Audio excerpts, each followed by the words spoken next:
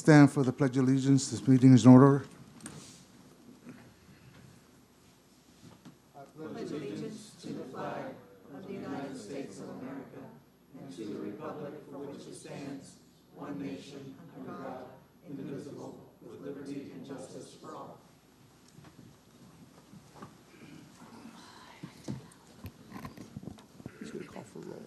Madam Secretary, will you please have roll call? Good evening, everyone. Chair Camilo Oquendo, Present. Vice Chair Maria Teresa Carney, Present. Member Philip Lantry, Present. Member Jeff Rivera, unexcused, Member Dawn Grisby, Present. Member Nanette Douglas, Here. Member Russell Alexander. Present. Thank you. We have a quorum, Mr. Chairman, and Ms. Douglas will be a voting member this evening. Obviously, all of the commission members may participate in all of the proceedings, but Ms. Douglas will be voting this night. Okay, thank you. Before we call for a motion for the minutes of last meeting, would you like to speak? Yeah, Dagmary Segarra, Deputy Director. I have an update on the agenda. The items for Lake Lizzie Ventures, items D, E, and F have been pulled out of the agenda. It will be advertised again to a certain day. We will send out mailers to the community and re-advertise, but that item will not be heard tonight. You said B, E, and F? D, E, and F. D as in dog. So E just as to in summarize, elephant, all of the Lake Lizzie matters the Lake tonight Lizzie. are being pulled and will be re-noticed at a future date with a time certain for it to be heard. That's correct. Okay. Thanks. And that announcement is made in part for those in attendance that were here for that case. That case will be re-noticed, and you will be notified of the future date once that is established. You may speak with the staff about this, but we're going to move on with the agenda at this time. That's as much as I know. Yes, ma'am. Thank you, ma'am. Yes, ma'am.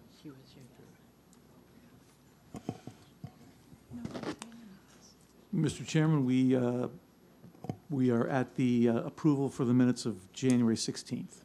Okay. Do I have a motion for the approvals of January?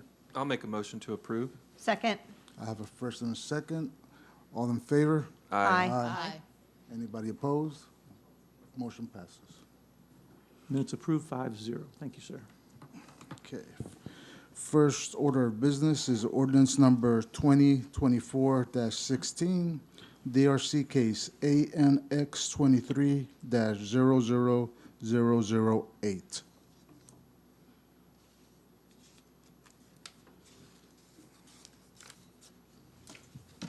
Good evening, Planning Commissioners. Good evening.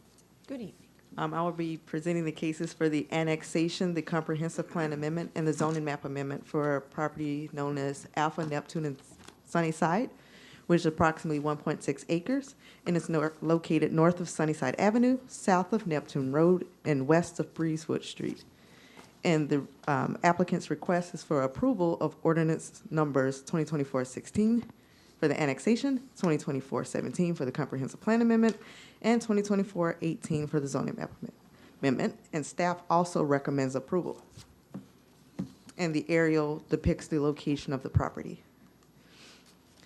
So just a little background on this property. The proposed future land use is mixed use with the proposed zoning of mixed use. And the development is consistent with the surrounding development in the area, and it should have no adverse impacts on city facilities. And just a little background on this property, it currently has mixed-use land use and zoning in unincorporated Osceola County, and it's located within the East Lake Toho element of the comprehensive plan.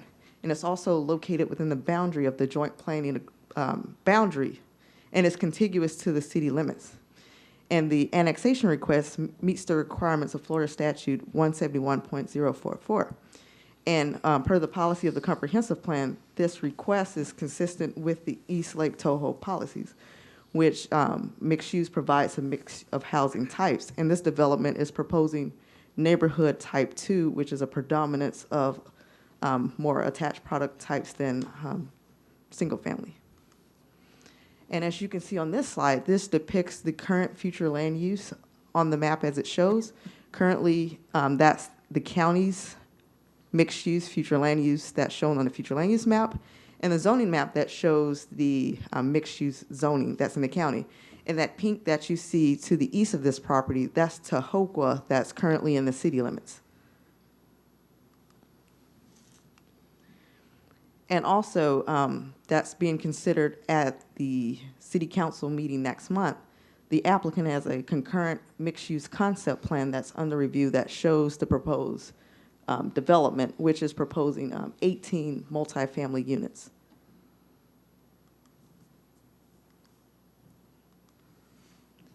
And DRC and the staff recommendation for the annexation of 1.6 acres and the comprehensive plan amendment and the zoning map amendment and approval. And the requested action for the planning commission this evening is approval. And the staff is available if you have any questions. Just a clarification for the commission, is it staff and applicant wish all these cases to be presented simultaneously, and then the commission will act independently on Yes. each of the items? Yes, please. So I didn't want to interrupt your presentation. Oh, no but problem. You've made the entirety of the presentation from Yes, sir. staff.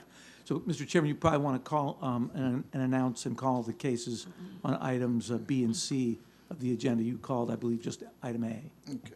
So- Item B and C of the agenda is ordinance number 2024-17, CPA 23-00015, and ordinance number 2024-18, DRCK ZMA 23-00013. Thank you. Yeah. Thank you. Would the applicant like to say something? John R. Adams, RJ Whitten Associates, 316 Church Street, Kissimmee, Florida. We're the planners for the project. We're in agreement with staff's recommendation for approval on all three of these items, and be happy to answer any questions you guys might have. Does anybody have any questions for the applicant or city? I guess just the obvious question about construction, things like that are not going to happen for quite some time, right? Yes, this is just an annexation that's required by your JPA, your comp plan amendment, and your zoning map amendment. There is a concurrent application running that'll be heard at city council for a mixed-use concept plan, but that won't be heard till March.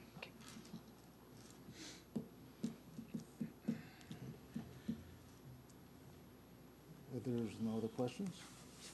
I don't have anything. No. Okay. We'll open it up to the public for public comment.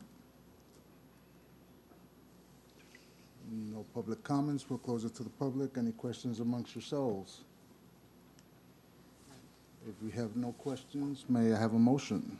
Just would remind the commission to take the cases one by one and make sure to reference the Land Development Code 16 findings in your motion, please.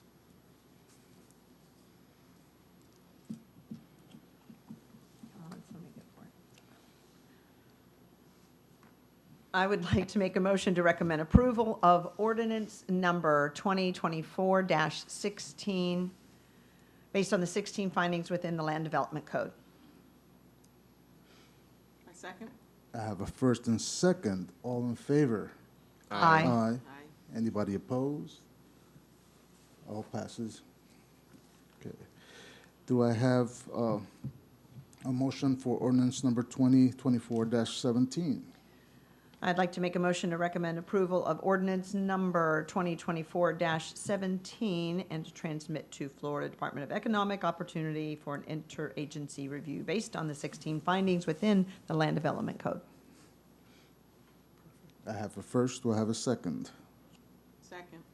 I have a first and second. All in favor? Aye. Aye.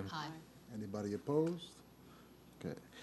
We're voting now on ordinance number 2024-18.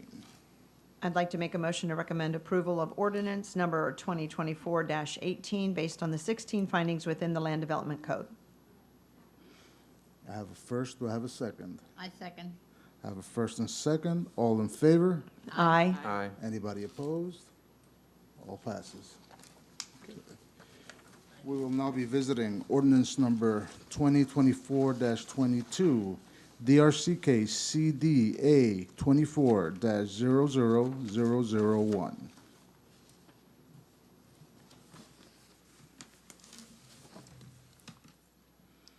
Hello. Hello, good evening. Good evening. The request before you this evening is a Land Development Code amendment that's adding language to the Land Development Code for Live Local Act. And this request was before the City Council for an action based on Resolution 2023-2024R, which directed staff to create Land Development Code provisions to address the new state legislation in response to Senate Bill 102, which was the Live Local Act, that provided information for local governments to allow affordable housing development through administrative approval. So with this proposed Land Development Code update, there's a section of the Land Development Code that'll be modified to allow multifamily development in commercial, industrial, and mixed-use zoning designations. So as a quick summary, the proposed changes to the Land Development Code would create a site development plan process for Live Local Act projects. And as I mentioned before, it would add multifamily to commercial and mixed use in industrial zoning districts. And with this regard, the Land Development Code would also add parking reduction and minimum landscaping requirements for Live Local Act type projects. It would also add development standards such as setbacks and buffer requirements if they're adjacent to single family type developments. And also, in the Land Development Code, there will be an updated to the terms and definitions. So there'll be a definition to define what qualifies as eligible Live Local Act projects. And lastly, there will be a monitoring process to ensure that for 30 years that these projects remain at the affordable housing rate. So as I mentioned previously, Senate Bill 102, it preempts local governments from adding restrictions to Live Local Act projects, which mean that zoning map amendments or comprehensive plan amendments are not required for them to have a multifamily development in industrial, commercial, or those mixed-use zoning district. They can do that administratively. And with that, it also allowed them to go above the building height within a 1 mile radius, as long as they demonstrated that. And also, the process had to be approved administratively. And it didn't have to require a public hearing for approval.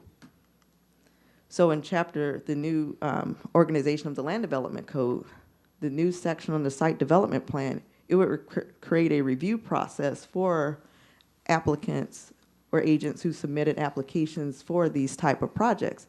And pretty much what that did, they had to meet certain criteria, such as design standards and other elements for them to qualify. So one, they would be required to schedule a pre-application meeting with staff to show how their project qualified for a Live Local Act project. And then two, they had to demonstrate if they qualified for a density bonus. And as the Senate bill stated, that the Live Local Act project, they will qualify for the highest density in the city. And at this time, the highest density in the city is 25 dwelling units per acre. And how our current comprehensive plan reads now is that we allow no more than a 25% density bonus. So to do that with this act, they would have to meet some of the new requirements that we put in the code to demonstrate how they meet those requirements. And with that, for these type of projects, they have to go through expedited review, and we're proposing that the sufficiency process for a Live Local Act project would occur within 3 working days. And then within 14 working days, these items would be scheduled for a development review committee meeting for approval administratively. And then the final section of the site development code, section of the code, the developer would submit annually a Live Local Act monitoring program. So he would submit paperwork that shows that for a period of 30 years that his project will remain at that affordable rate. And then the next section of the Land Development Code that's being updated is just the commercial zoning districts that shows that multifamily would be permitted in these zoning districts, because previously they were not allowed, but per that Senate bill, they would have to be allowed without requiring a rezoning or a comprehensive plan amendment.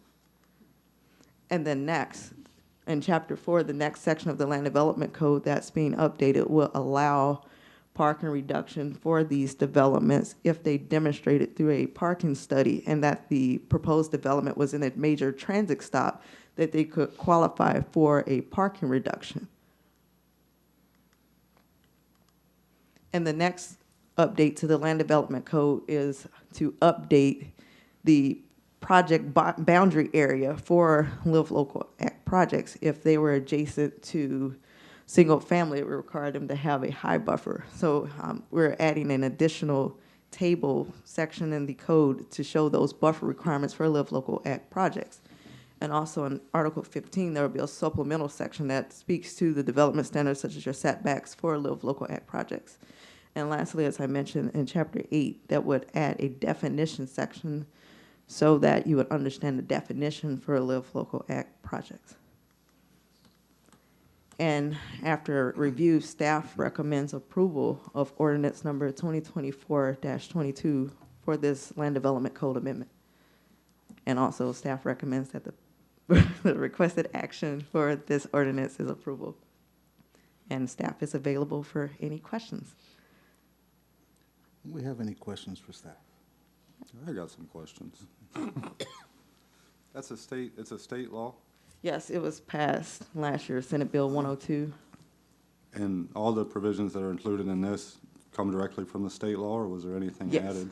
Yeah, so I'm at the city council meeting in October, to react to that new legislation, the council passed a resolution for the city to have 6 months to create a process to react to that. So pretty much, if someone were to request a multifamily development in industrial zoning, as a city, we would have to honor that request per the state legislation. We would not require them to have a zoning map amendment. That's pretty scary. I have a question also. According to this, our government already has rules for height requirements for buildings of certain stories here in St. Cloud. Would that limit that they can do as high as they want now? No, so Okay. within the development standards, there's a height limit. So let's just say the maximum height in that area was 4. So they would have to demonstrate within a mile what's the highest height limit. So they couldn't come in and build something that's 10 stories. It'll have to be compatible with the surrounding area. Okay. And still with the zoning, to your point, Russell, is that if the state is just saying that you don't have to have them do the zoning, but you still have the other Yes. portions of that they'd still have to be regulated to. So there'd still be a check and a balance. Yes, that's what the site development plan review process would be. So first, they would still come to city staff to request a pre-application meeting. So we would still be reviewing their request, and then we'll have a new checklist to say, okay, since you're saying you're qualifying for a Live Local project, demonstrate how you qualify for these findings, like demonstrate, the amount of parking, demonstrate your height, and they will have to do the research to say within the mile, the height limit that they're requesting. And even with the density bonus, at the highest density in the city, they wouldn't be able to go over 32 dwelling units per acre, Okay. because it's only 25%. But we're proposing to at least go up to 30% if they demonstrate design standards, if it's near a major transit stop. But we'll still be reviewing that during the site development plan. And right now, we will see how this process will go as we get submittals. But at this time, there have not been many inquiries. Is there a maximum income threshold? So it goes by the area median income, 30%. So they would have to demonstrate how they're meeting that income that's set aside by HUD standards. And we provided that in the definition section as well. that goes by low income, moderate income, and I think the middle one was moderate. So say just getting it right in my head, what we just approved on Neptune Road, that could be an example of this sort of, right? They wouldn't have had to get the zoning, but they would have had to adhere to the other portions? Is that, because that's, all that is Yes, mixed, right? and for an example, mixed use that's the highest density in the area, which is 25. And if they wanted the density bonus, right now the code reads 25%, but we're allowed to do over 30, but they still wouldn't get as many units on 1 acre, since you still have to meet your open space. You still have to factor in, Okay. areas for parking, and you still have to do your landscaping. So even though you hear that magic high number, you may not get that because you still have to meet other land development code requirements. And right now, the code still requires 20% for open space. I wanted to ask about the table 4.8.4A, On the the landscape. project boundary buffer yard standards. Yes. I was just trying to understand the separation between some of these future adjacent contiguous future land uses. So I see that the Live Local Act projects, between those and agricultural or rural would be a medium buffer would be required, is that correct? Yes. Based on the So, table? so basically in the code, there's a section that shows the minimum width distance and the amount of tree plantings that you have to meet for those buffers. And so between industrial, for instance, is a high. It's a high buffer, and that's the one that requires the greatest width and more trees planting within that. So with the buffer requirement, it goes by land use. So if you're industrial and you're contiguous to single family, you'll have a high buffer. I believe the distance was 50 feet. I need to have that table in front of me. But it's a certain amount of tree plantings you're required to plant, and of course the width. But then again, the city doesn't have much available industrial future land use, but how this new legislation reads is that if they wanted to do multifamily, they could, but they would still have to meet the land development code requirements. I'm just trying to wrap my head around how this could become a reality, because I did some quick math last night when I was looking at this, and I don't know how much the average unit goes for these days. You probably would know better than me, Dawn, Per but individual? if you calculate a unit that would be $2,000 a month and include say a $200 utility bill, for a person to only spend 30%, they would have to make a gross income of $88,000. So to go by that chart that they have for the income chart, so I guess at that point, we're not regulating the income charts, that's set by HUD. But for the developer, they would have to follow that income chart, especially if they're planning to apply for those tax credits. And they would have to verify that for 30 years. at that Yes, rate. so they'll submit paperwork to the city, and then we'll just make sure that and then it'll be recorded in a deed restriction that property would have to be affordable for a minimum of 30 years. But it wouldn't be required for you to approve the project. It would just be required for them to get the credits? For the Live Local, if you're submitting an application as a Live Local Act project, it has to meet those income requirements. And they'll submit that paperwork with their application. Because, like when people go through the LIHTC process to get those credits from the state, they submit the paperwork to get this verification for the zoning and the local government contribution forms. Like if they're trying to get those tax credits from the state, then they would have to demonstrate that it is meeting that area median income. I see. Yes, So they'd have to go by They whatever would the have area to, median, yeah, 'cause- median income is at the time. Yes, Time of- yes, and They apply.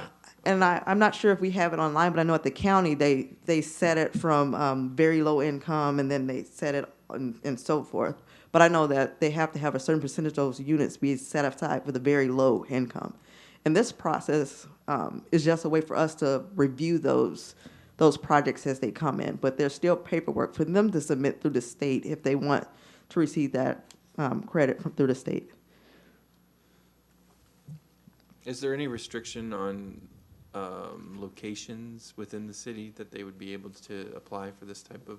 So pretty much as the Senate bill reads, like if it's commercial, mixed use, or industrial, if they acquire it and they want to build there, they could. But the only thing about the city of St. Cloud is that our future land use. A lot of it's mixed use. A lot of it's mixed use, but that density is not high enough for them to make the numbers work. Like, for instance, in Osceola County, they have urban center core, and that zoning designation doesn't have a maximum density.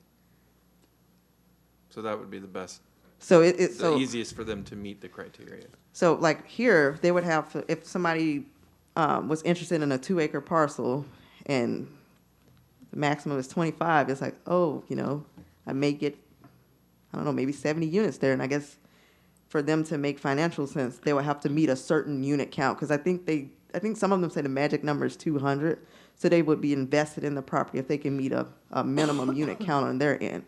So although we're putting this process into place, we're just making sure that we're creating those site development plan regulations, and we're doing that in the land development code to satisfy the criteria from the state.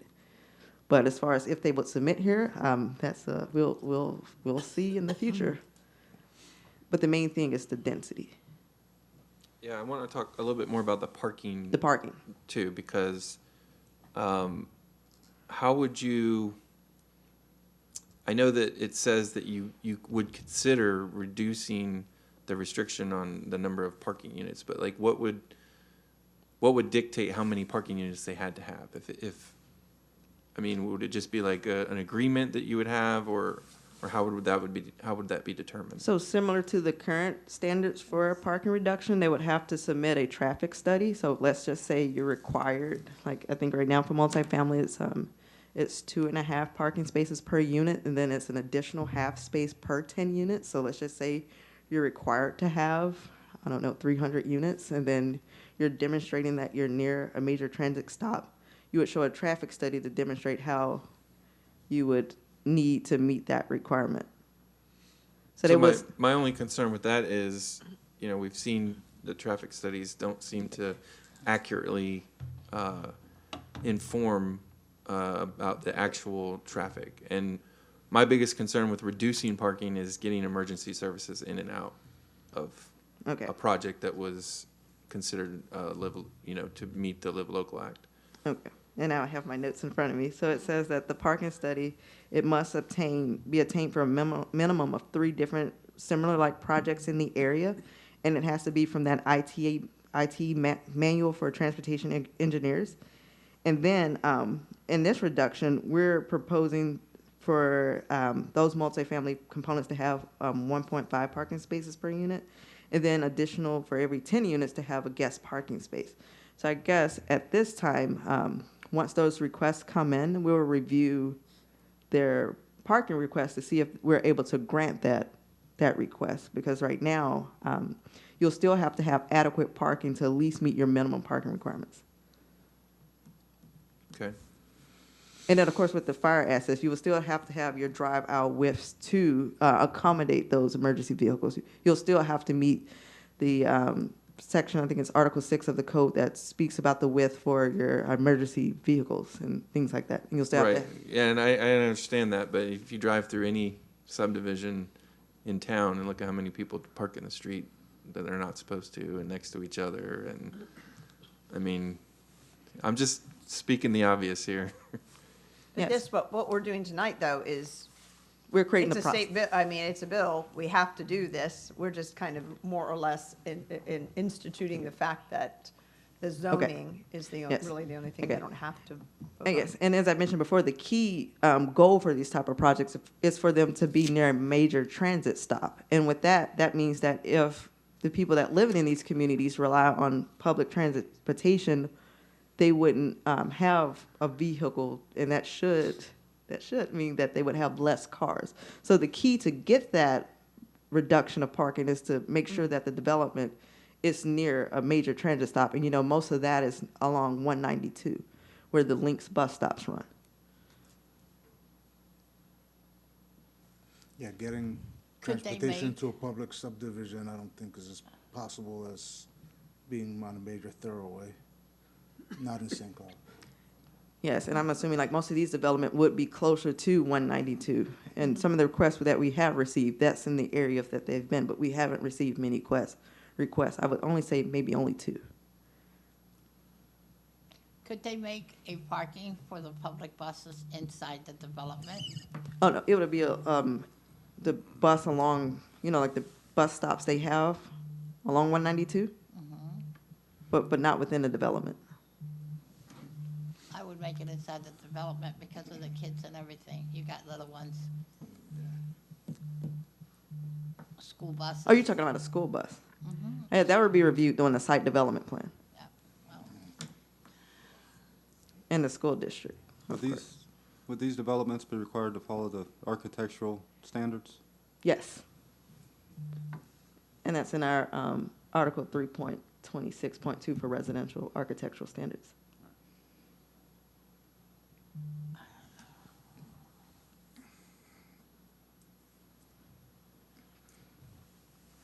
So this criteria that we would be changing in the land development code, was this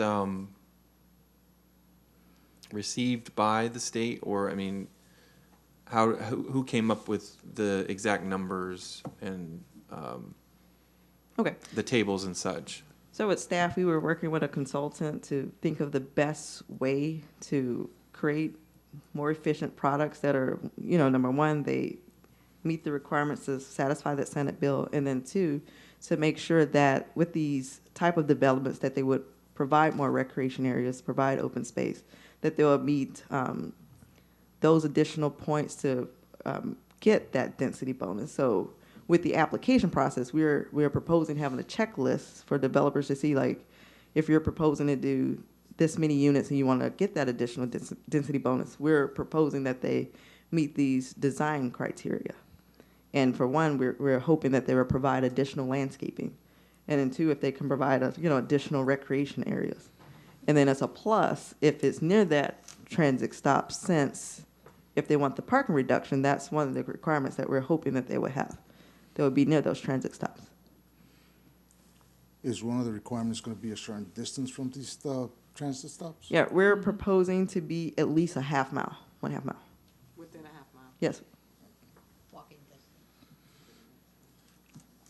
And then we're also proposing that within the development that there be like more connectivity, more connection to the sidewalks and things like that. That's good.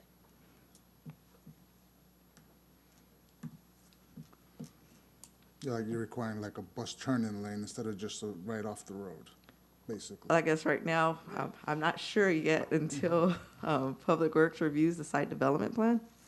And I guess whatever FDOT requires for a turn lane access from 192. Oh. Dagmar Segarra, Deputy Director. So, as you know, Links is a private entity. It collaborates with municipalities, where municipalities also contribute to the expenses of Links. But Links is the one who has the final determination of where the stops happen and how they happen. That's why we cannot mandate a developer who has to have a bus stop, a public bus stop inside their development.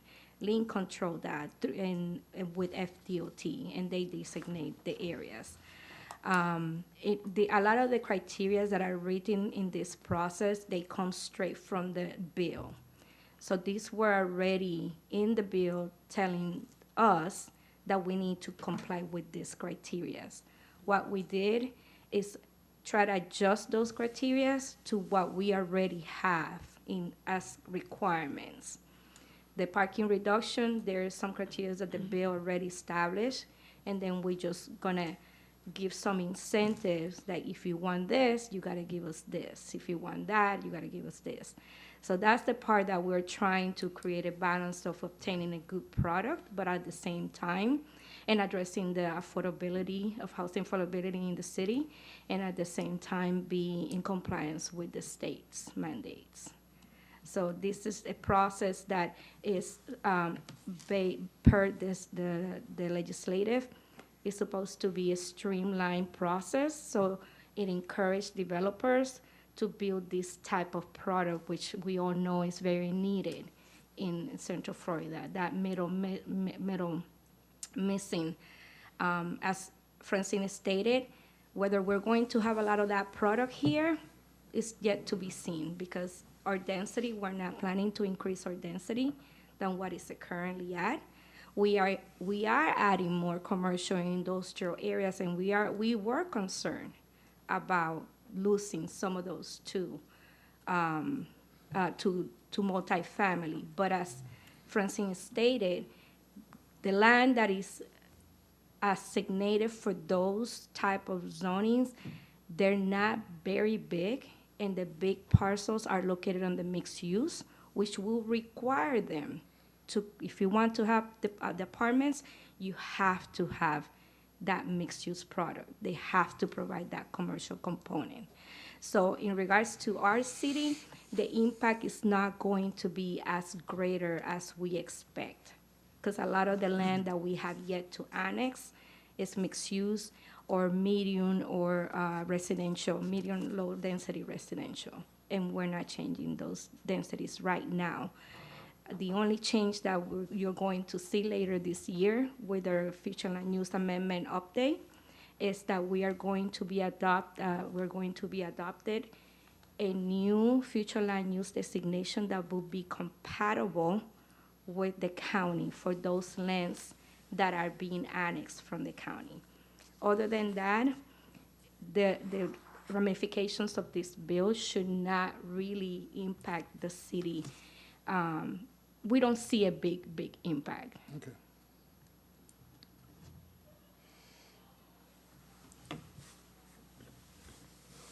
Any other questions? Nope.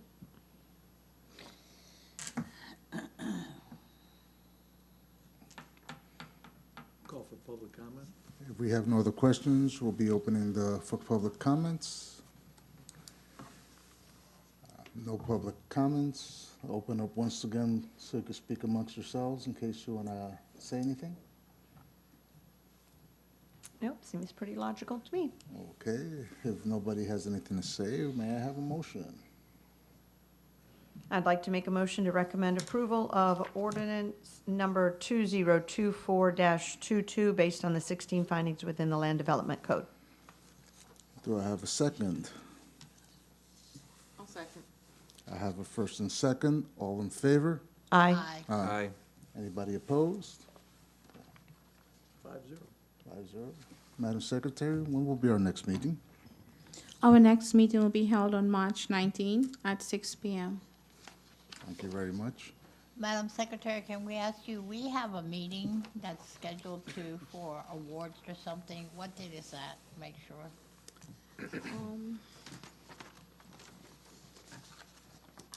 Give me 1 second. Monday, March 5th, I think. Yeah, Monday, March 5th.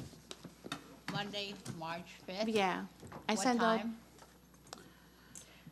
It should be in your email, and she does need you to RSVP, everyone. I want to say thank you to everybody on this board, because I am leaving. I will no longer be here. I'll be watching you from home in my PJs. in my pajamas. If you Best don't of luck mind. to you, Ms. Thank Connie. you, Maria. Thank you. Thank you. If you may resend that, because I hadn't received it. Yes, I'll resend it tomorrow. Okay, thank you so much. Okay. Thank you for all the service, Ms. Maria. Mr. Chairman, I think Thank you. staff needs to make. Go ahead. Sorry, I just Tuesday. wanted to take this opportunity to two announcements. We have a new principal planner. She started with us about a week and a half ago, Bernice Gonzalez. She is our new principal planner on our long range, so we're very excited to have her. Welcome. And the other on our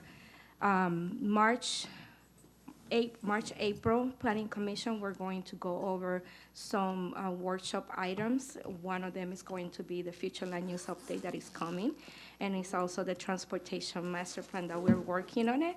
And I believe that there's going to be also for the new members of the board, if we we're going to get a new member of the board, possibly all the rules and regulations for the board. And Thank you for your service, Ms. Carney. Thank you. You're just talking about the sunshine discussions? Yes, Conflict of yeah. interest voting and so, yeah. That's correct. Yep, I'll be happy to go through that with everybody at our next meeting. I look forward to it. And I misspoke, Maria, it's Tuesday, March 5th. Yeah. Invitation, 6 May to we 7 get, p.m. any other No, you put 'em in questions your or file. anything? Call for, We all good? I'll call for a motion for dismissal. Move to dismiss. I'll second. Have first and second, all in favor? Aye. Aye. Motion moved. all right.